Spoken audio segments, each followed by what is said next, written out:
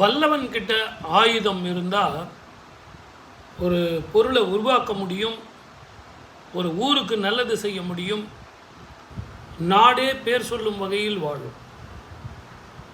மூடன்கிட்டையும் முடவன்கிட்டையும் எந்த ஒரு ஆக்கப்பூர்வமான சிந்தனையும் இல்லாதவங்கிட்ட ஒரு ஆயுதம் இருந்தால் அது எல்லாருக்குமே பிரச்சனை, அவனுக்கும் பிரச்சனை. உங்களுக்கு எளிமையாக நான் உங்களுக்கு புரிய வைக்கிறேன் பாருங்கள். பீஷ்மரிடத்தில் இருந்து விஷ்ணு சகசரநாமத்தை வாங்கினான்.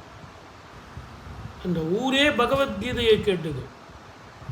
கிருஷ்ணர் இல்லை அப்படின்னா பாண்டவர்கள் இல்லை. முட்டையை யார் வேணாலும் உடைக்கலாம் சார், ஆனால் முட்டையை உருவாக்க முடியுமா? விஞ்ஞானத்தில் நான் முட்டையை உருவாக்க முடியுமா? இனத்தோடு தான் சேரணும். அப்போ எதுவாக இருந்தாலும் அந்த கரு உங்களுக்கு தேவை. கருவை உருவாக்க முடியுமா சார்? நாங்கள்லாம் இப்போ ரிசர்ச் பண்ணி நாங்கள்லாம் உருவாக்கியிருக்கோம் சார், கரெக்டு. ஆனால் மூலக்கருவு, அந்த பாயிண்ட் டு த எண்ட், அதை யார் உருவாக்க முடியும்? அதை சுபமாகவும் சுகமாகவும் நல்லபடியாகவும் உருவாக்கக்கூடியவன் வல்லவன். அந்த வல்லவனால் இந்த நாடே நலம் பெறும். நான் சொல்கிறது புரியுதுங்களா? அதனால தான் வல்லவன்கிட்ட ஆயுதங்கள் இருக்கணும். வல்லவன்கிட்ட ஆயுதங்கள் இருந்ததுன்னா பீஷ்மருக்கு கடைசி நேரத்தில் தன்னுடைய குருவுக்கே தன்னுடைய ஆயுதங்களை வச்சு, இப்போ கூட நான் தப்பாக சொல்லிட்டேன், தன்னுடைய ஆயுதங்களை வச்சுன்னு சொல்லிட்டேன். அந்த குருக்கிட்ட கற்றுக்கிட்ட வெறும் ஆயுதம் வச்சுக்கிட்டு என்ன பண்ணுறது சொல்லுங்கள்?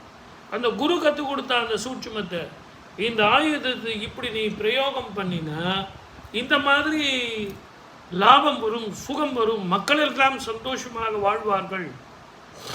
மழை இல்லைன்னா மழை வரும், ரொம்ப குளிராக இருந்ததுன்னா வெப்பம் தரும், மக்களுக்கு வறுமை இருந்ததுன்னா அந்த இடத்துல பசுக்கள் எல்லாம் பால் அதிகமாக தரக்கூடியது, பயிர் அதிகமாக வளரும், ஆரோக்கியமாக வாழலாம். மக்கள் எல்லாம் நோயினால் கஷ்டப்பட்டாங்கன்னா நோய் தீரும்.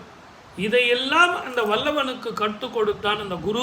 அந்த கற்றுக் கொடுத்த வித்தையில் ஒரு வித்தை தான் பானம் போட்ட உடனே கங்கா நதி பீரிச்சுக்கிட்டு வெளியே வருது.